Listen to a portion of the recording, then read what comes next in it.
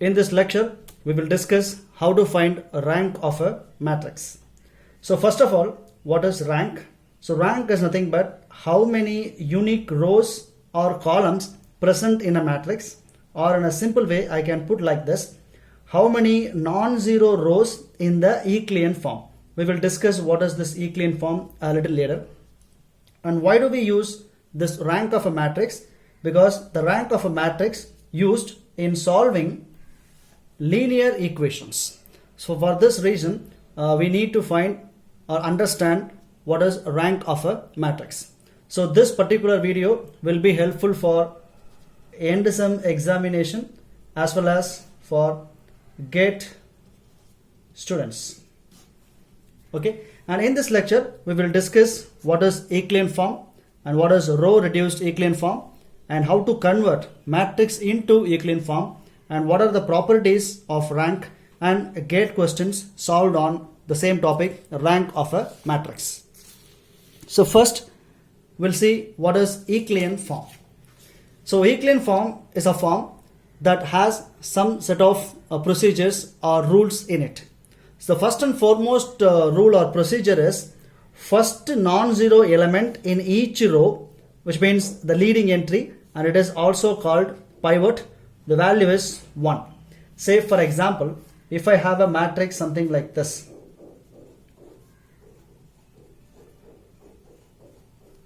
right, the first leading entry of each row.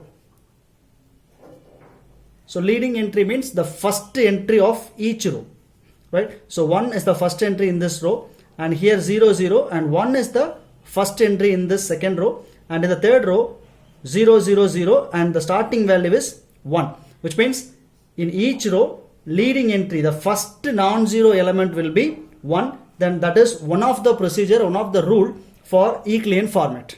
And the second one, each leading entry is in column to the right of the leading entry in the previous row. And see here, this one is here, and the next one comes right to this particular one, not below this one. If I have a matrix something like 1 3 0 1 0 1, then this is not a Euclidean format, because Euclidean format means leading entry should be 1, but that second leading entry should come right to the previous one. Say for example 1 3 0 0 0 0 1 0. Now see the first leading entry that comes right to the previous leading entry, not below the leading entry. If it comes like this, we can call that as a Euclidean format. And this one may come here also. That is also acceptable in Euclidean format. The thing is, the next leading entry should come right to the previous leading entry. That is the second rule or second procedure for the Euclidean format. Got it? And third one, rows with all zero elements, if any, are below the rows having non-zero elements. Or simply I can put like this, non-zero elements should be above all zero rows. How? For example, let us consider 1 3 0 0 0 0 1 0 and 0 0 0 1 and 0 0 0. What the third rule says, all the zero element should be in the bottom of the matrix, or other words, all the non-zero element. You see here, this particular row has 1 and 3 are non-zero, and this particular row we have got 1, and this particular row we have got 1, which means at least one non-zero element present in the third, second and first row, but all zero element should be present at the bottom of the matrix, which means the last row should be 0. Above that, all the rows at least must have one non-zero element. That is the Euclidean form, right? So simply Euclidean form means we should have leading entry is 1 here, and the next leading entry should be right to the previous column, and all the zero rows or 0 must present at the bottom of the or the last row of the matrix. Okay, this particular format is Euclidean format. And sometimes row Euclidean form not required that first non-zero entry in each row is equal. Sometimes I got 1 3 0 0 and 0. Instead of this 2, I may have some number 2 3 1 0 0 0 some 0, which means the second row and third row leading entries are may not be 1. Instead, we may have some numbers also. You catch my point? So the actual rule is the leading entry or the pivot term must be 1 or should be 1, right? And it is not necessary for all the case. In some cases, we may have first entry is leading entry is 1 and the next leading entry may or may not be 1. Some cases it may be 2 3 some any random numbers will be present here, and this is also called the Euclidean format. So simply 1 3 0 0, the first leading entry is 1, and 0 any number 2 3 some 0 and 0 0 0 0. This particular format is also Euclidean form. So once we got this Euclidean form from the given matrix, we can find out what is the rank of a matrix. Rank means, as I said in the first slide, that non-zero rows in the Euclidean format. We know Euclidean format, and see here, this is 0 row and this is non-zero and this is non-zero because we have some numbers in it. So one row has some numbers and the second row also has numbers. So rank of a matrix will be 2.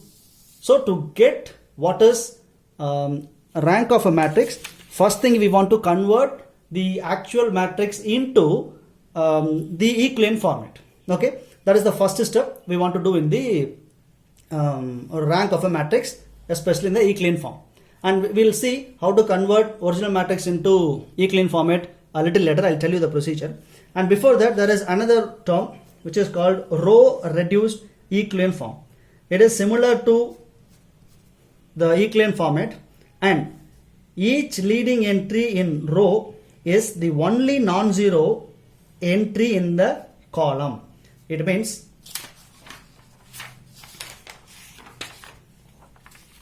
I'll show it here. So each leading entry in so each leading entry in row is the only non-zero element entry in its column. It means, see here, this is leading entry and 0 0, this one is leading entry and all zeros, and this one is leading entry. So for leading entry, above and below, all the values should be 0. This is called row reduced Euclidean form. Very simple. All the procedures are same as what we saw in the Euclidean form, except the leading entry must have 0 above and below the particular leading entry. Only leading entry, not the other one, right? So all the ones here, it has only 0 below this, above and below 0, and above it is 0. So this format is called row reduced Euclidean form.